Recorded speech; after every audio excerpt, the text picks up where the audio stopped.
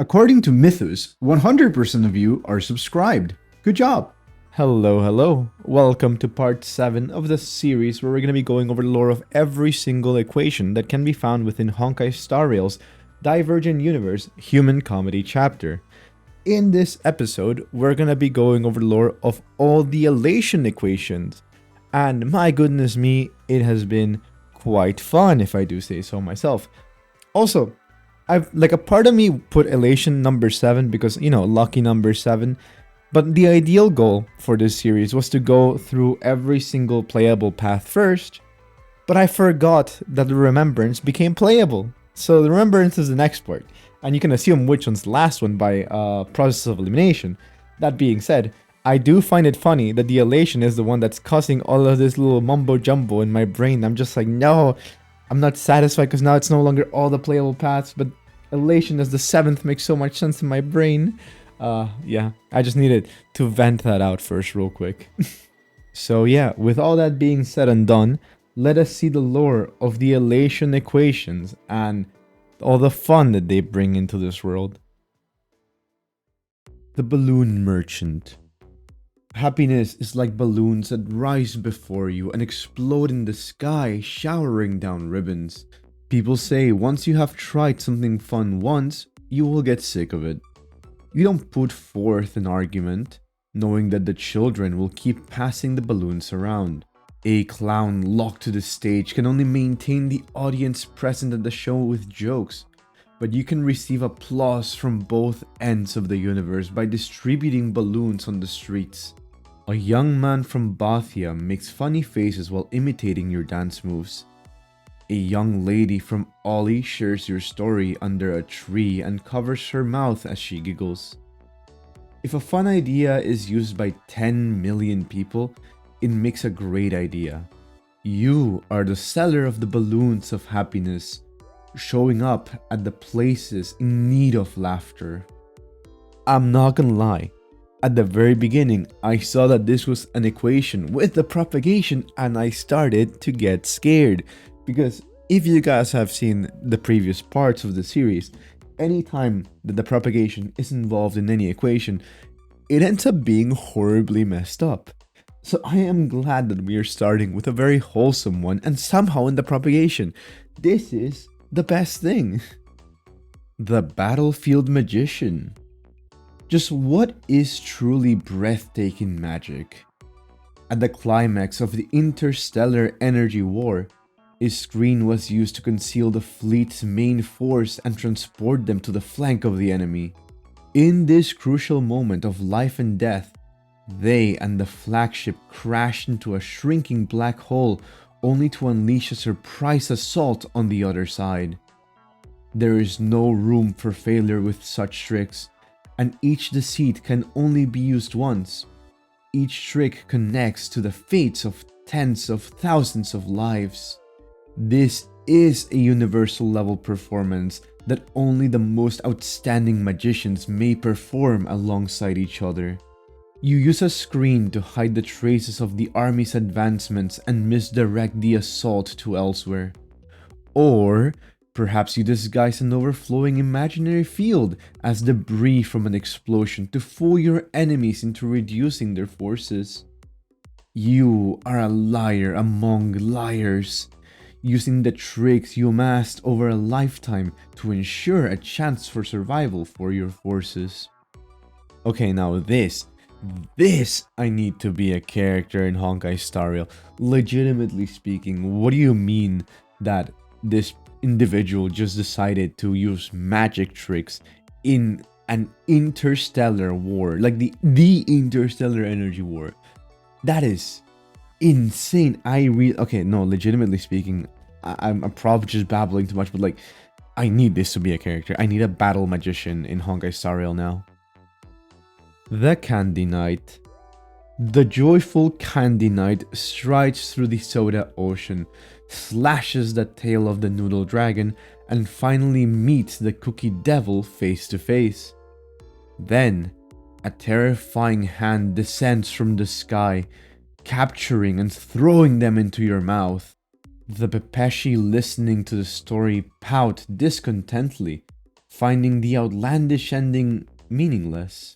You distribute the remaining candy to the children, and their sulking faces immediately break into smiles. There is no point in finding meaning since everyone is candy knight on the table who will be eaten one day. But before that happens, you need to wear 100 wrappers of different flavors, enjoy bungee jumping in a gravity well, and sing the wind of diamonds. The universe is vast and absurd beyond reckoning, and only happiness belongs to you.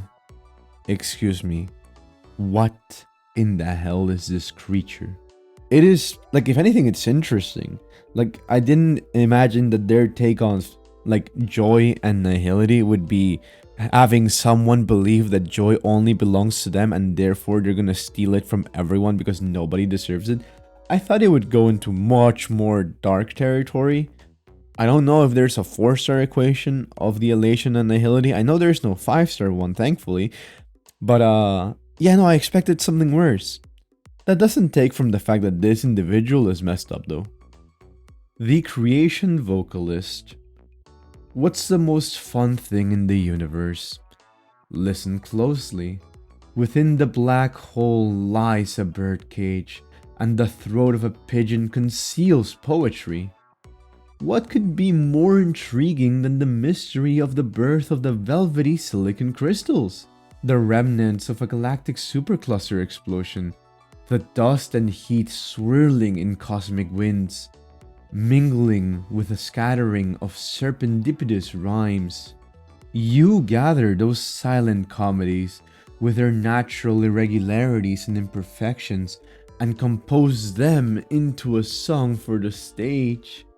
You sing of a single seed germinating within the black hole, a miracle of life emerging from the moment of celestial vaporization.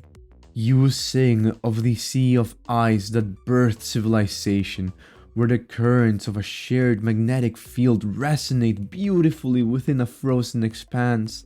You lead people to watch this unfolding drama, and when the song of knowledge awakens all eyes to beauty, the universe will dance beneath the gaze of every being. The drifting circus.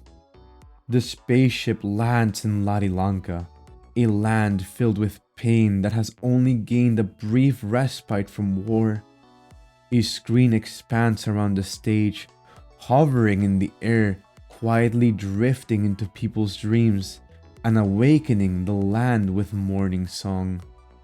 You are not sure whether this insignificant effort can bring happiness to the billions of masses, but at least the dancing and singing can elicit laughter and soothe their weary souls right now.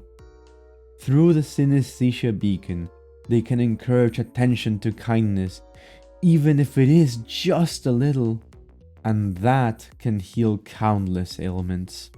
In the vast universe, all of you are as negligible as dust. However, the joy you gain from the sight of the smiles is much greater than the universe itself.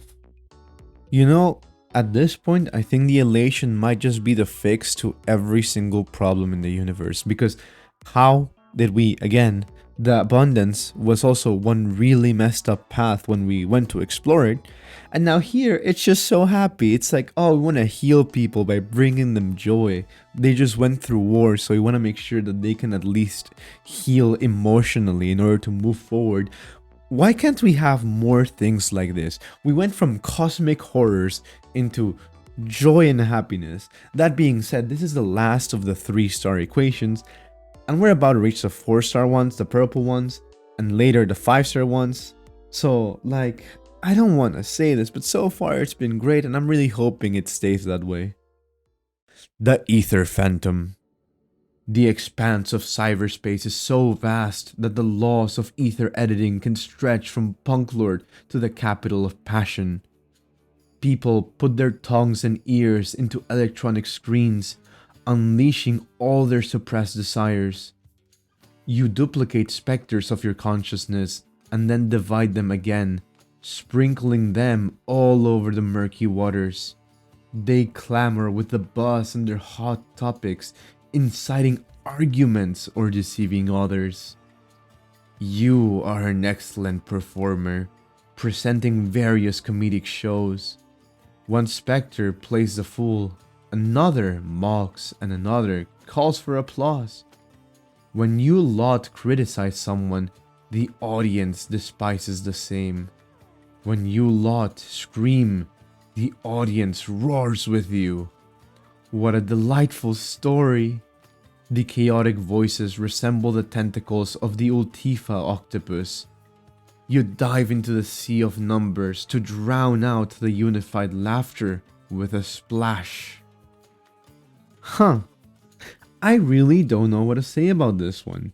Again, I expected something messed up, given its propagation, but it wasn't. It is a little bit concerning that someone just exists as multiple copies. This is essentially someone having multiple accounts online and just trolling people and trying to self-indulge on their own opinions, saying oh, you see, people agree with me, and it's because it's them talking to their own bots.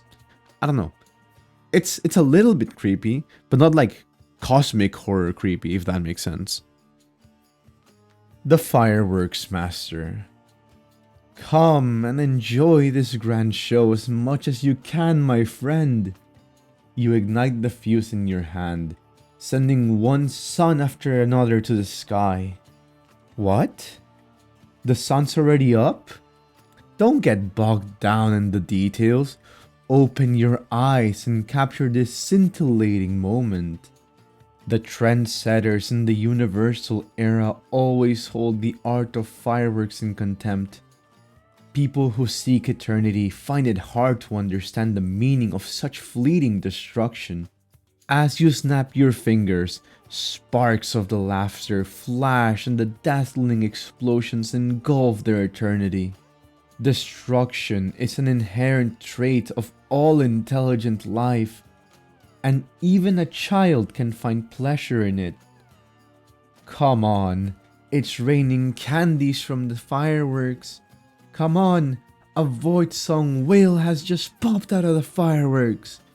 You are the greatest artist of all time, an illustrator of brilliant destruction.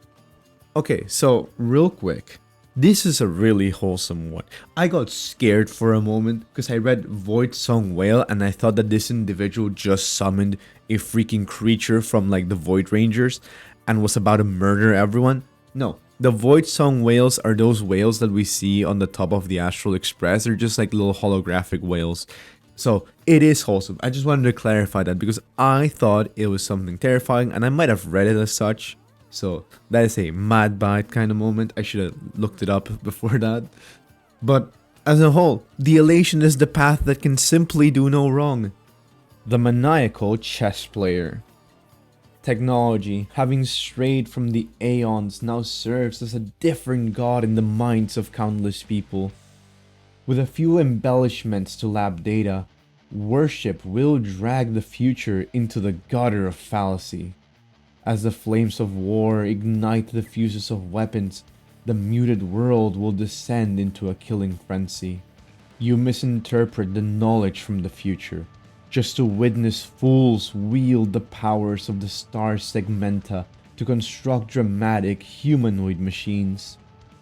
You teach falsehoods and distortions just to watch those in power wave the flag of misleading theories to safeguard their interests. Errant trajectories have toppled fleets of ships, while the deviation of direction has brought entire civilizations to their knees. The so-called technology is a mere game of aero chess, manipulated by at will. You roll the dice, transforming the quest of knowledge into a frenzied game of death. The Remiscience Artist. Memory. Such a fragile structure. Just a gentle stir and it all comes collapsing in on itself. Imagine for a second that you transferred two contrasting lives into the same body. That you made the high and mighty star system governor into a humiliated rebel chief. When the order came to execute, would they thoughtlessly bloody their blade or have mercy? Or perhaps you gave a gangster who lived a solitary life some memories of family. This person would abandon their evil ways to go and search for their kin, only to find that their family members had long since been buried under rubble with this gangster's own very bombs. What a twist! What exquisite joy! Whose past do you steal, and whom do you give it to? Whose memory do you disturb, and how will you send them down the wrong path? Memory is an art of falsehood, but any permutation and combination can turn reality entirely on its head. Well, shit. Of all the things that I expected, I wasn't planning on the remembrance to be the one to mess me up the most. We were doing so good, Elation. Why is it that with the remembrance you decided to just pop off? What the hell, Hoyo? No, legitimately speaking, this entity that just decides to fuck around and find out, honestly, reminds me, I was gonna say at first that it reminds me of like the Masked Fools, but this more than anything feels like something the history fictionologist would just pull off. Entirely rewriting a person's history in their own minds just to mess with them. Damn. But at the same time, I don't know, like I want to talk more about this, but I don't really know how to like express it into words. It's just so horrifying that it's incredible. It's a scary concept, and seeing someone like this in the game would be really interesting, just as like a plot narrative. The Advisory Physician. Hey, don't miss out on the best deals. Your eyes sight a customer among the crowd with surgical precision. They may be looking for what cannot be obtained, or lost in fatigue and seek a quick fix. Just include them in the prescription, and a life of sinking lows may be spared. Of course, this business of salvation from suffering and hardship is not without its price. A pen that has failed at cheating can grow into a robot seed. A joke that has not been heard before will at least make you laugh no matter what.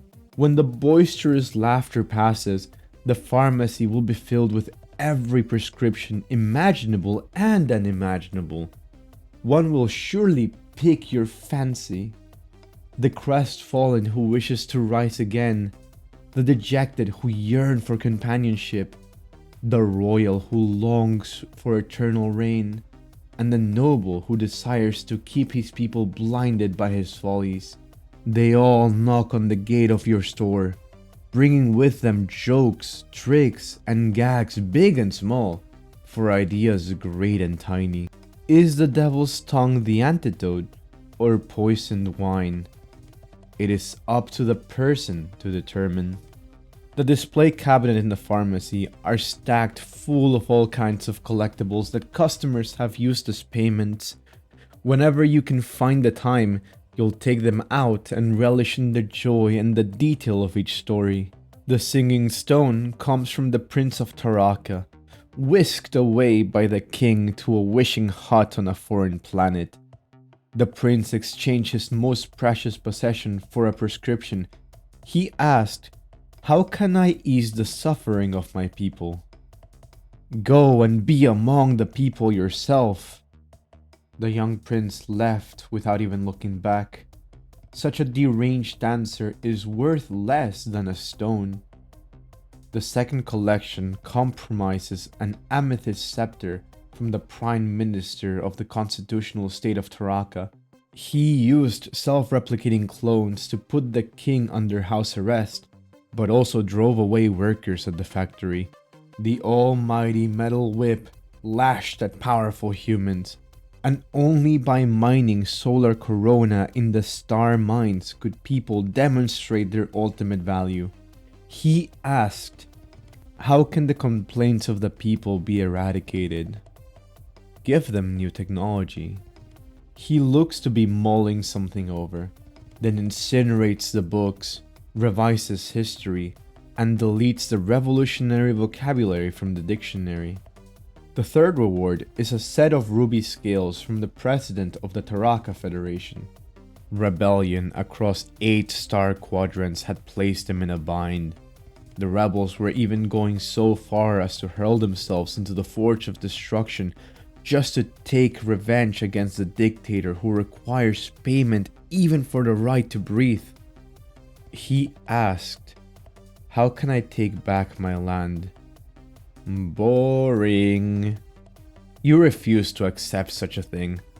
Right up until a soldier from the Antimatter Legion brings the scales here and recounts exactly how ugly the president looked as he begged for the Legion's mercy. "Gotta follow the doctor's orders," you say with a smirk. I really enjoyed this equation, and I feel like it's sort of the concept of a deal with the devil that is behind the idea of this equation that just makes me adore it so much. In particular, the give me something precious and in return I will give you the knowledge that you seek.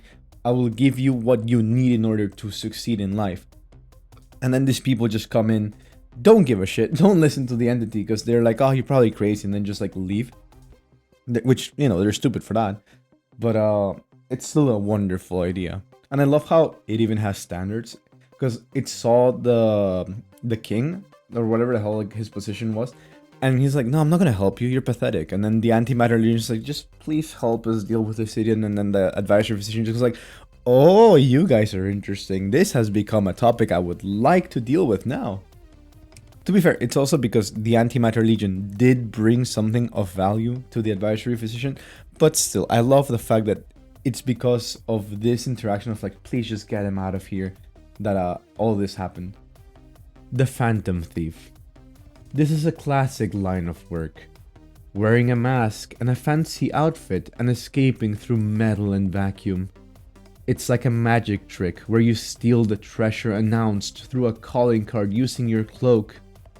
Oh, and there should be a detective who is always one step behind the culprit, but always manages to catch the culprit thanks to you leaving a trail of clues. The wicked fear you more than anything. You dive into the vault of New Londinium and spread word of politicians' misdoings through the clouds of exhaust gas. As they raise their guns and fire at you, they hit only the apparition you projected in the sky. Those that are most sinful hate you the most. You direct the bubbles under the curtain into the battle fortress of Sonangnat. After a warp jump, the president's wild ambitions and the slaves in the fortress both vanish deep into the depths of the universe. There is a sightseeing vessel known as the Righteous, slowly navigating through a small asteroid belt in the Demonte quadrant. You make a wager on the farthest asteroid to the right, wagering that it will undoubtedly be the first to make smash into the ship and be blown into a wonderful fireworks display by the defense system. Then, you stuff the banknotes of the tycoons into your pockets for the 10th time in a row. You look to your side and see Nekar Chichi in the distance, a widely known interstellar business tycoon. He is wearing a primate skin and gives you a warm wave. He claps stiffly and his eyes glaze past you as he says, "Such fine luck. I may have cheated a little." When my grandfather's grandfather was still floating along the giant planet, he came across a glass bottle with a crystal stopper. From that moment on, fortune followed him wherever he roamed. Yet now, someone has sent me a calling card declaring that they will steal it from before my very eyes. They may just be a prank. Leave this place and we can both keep our heads held high. Snipers are logged onto you from 23 different angles. You try to hack the system, but it's completely locked down. You put on your glove, rub your hands together, and switch the substitute crystal stopper in your hand with a familiar ease. You watch Sean in glee as the smug and satisfied expression suddenly turns to dread. The moment that the stopper was unplugged, thousands of kidnapped consciousness had already escaped from the bottle. This was the secret of the ManCarSua family. Bid him farewell. As bullets fly past you, the thief disappears without a trace. You know, I think I might have had a little bit too high expectations for this equation because of the name Phantom Thief, and the very first thing that came into my mind was Persona 5. So yeah, it was a cool equation. Don't get me wrong, I did enjoy it, but it wasn't as hyped as the other ones that we've read so far, in my opinion. The Masked Fools. Farouk's fine wine are galactically renowned. Their complex brewing artisanship and exquisite flavors are only privy to the most luxurious of banquets, where only one bottle can be served for their esteemed guests to savor with relish. What they will never know is how you conjured up a dynasty's providence into it, packaged it into utmost elegance, so that when they imbibe the secretions of the Bomu protozoa, they do so with an expression of uppity glee. The compatriots in the tavern all hug their bellies with jovial banter, while the attendant Bragai presents you with a half-full crystal glass to score this joke with drink instead of words. The beverage is slightly bitter with a rosy fragrance, concocted from a fruit extracted from bitter hatred felt after falling from great heights. You satisfactorily sip on it, your mask concealing your expression, and listen to even more stories among the raucous clamor. Among the wanton flow of soda, the collapse of inorganic judges, and the frozen lands of splintered realms, the glass runs dry before you realize. At the Interastral Peace auction, there is a painting from the Demeter system. In a shoddy lotus pond, you can make out a rough outline of a primate reaching out its hand to scoop out a sun from the water. After a calligraphy appraisal, the painter is discovered to be none other than one of the supposedly untalented artists of the Korra people. Heated discussion from various factions swamps the auction, and projections of self-proclaimed scholars and collectors rush to materialize at the venue, each eagerly competing for the debut artwork created by a Demeter artist. Let the auction begin! Your shout stuns the other attendees who look on. Despite the extraordinary value of the item before you, no one dares cast the first bid. 100,000 credits! Goodness, who knows who flickered that frenzied switch on, but a stream of exorbitant bubbles began to froth up of the rolling crowd before being popped aside by all new bids. As the influential Duke of Hutler called out a top bid of 10 million credits, you signal to your colleagues to quit their calling out and strike the gavel decisively. Congratulations!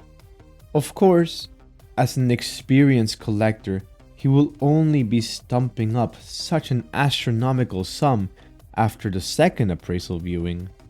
But your show has already begun, and by the time he realizes it's all just monkeys tapping on typewriters, Demeter has become a mess. The Korra people, who cannot even adapt to a synesthesia beacon, could never have imagined so many ugly jokers from the sky descending upon their caves. Would you like some drinks? You shove aside the sales trolley and see people shouting art and reward at the troop of apes. My goodness me, do I love the fact that we wrapped all of this up with the Masked Fools. I adore them as a faction. They're so chaotic. I would hate them in real life, but because they're a work of fiction, they are one of my favorite factions in the entire universe of Star Rail. And I say this being someone that genuinely adores Sampo, and even though I don't really like Sparkle that much, I just enjoy the tomfoolery that the Masked Fools go into. Heck, Giovanni is still a Masked Fool that is engraved into my mind, and there was another one in the Xianzhou, whose name escapes me right now, but it was like, I don't remember, but it had like, it reappeared. I remember the name literally reappeared when we were doing the Sparkle quest. Hence why I'm like, is this the same person that they're trying to reference or not? Anyways, I love how they went so like big on their plans, where once again they're super chaotic, but just to literally give someone shit wine, and also to end up making like people believe that cavemen created masterful pieces of artwork just to send everything into chaos, feels so perfectly chaotic for their brand that it makes me adore them that much more. And yeah, with that, we have gone over the 7th path in our series. There are 2 more to go, the next one being the Remembrance, and last but not least, the Propagation. Oh boy, that's gonna be quite a disturbing finale. That being said, no, I'm very grateful for everyone's comments all the way throughout this series. It has been incredibly wonderful. You all are so freaking wholesome and incredible. So I'm just glad that we have been building this community, and that all of you guys have been, there's been people that have been leaving comments saying like, oh, because of you, like I'm finally learning the lore of this, or like, oh, I didn't even know that there were like lore for the equations and other shenanigans like that. And it has been really heartwarming to be able to hear from you guys. So yeah, no, I'm just glad that we have this community. In the previous video, I also thanked the fact that we have like 4,000 subscribers right now, which is mind-blowing to me. But yeah, we've reached 4,000 subscribers and it's still growing, and I'm just so freaking happy. You all make this experience on YouTube here be quite amazing, and it's a lot of fun, just like the Elation is.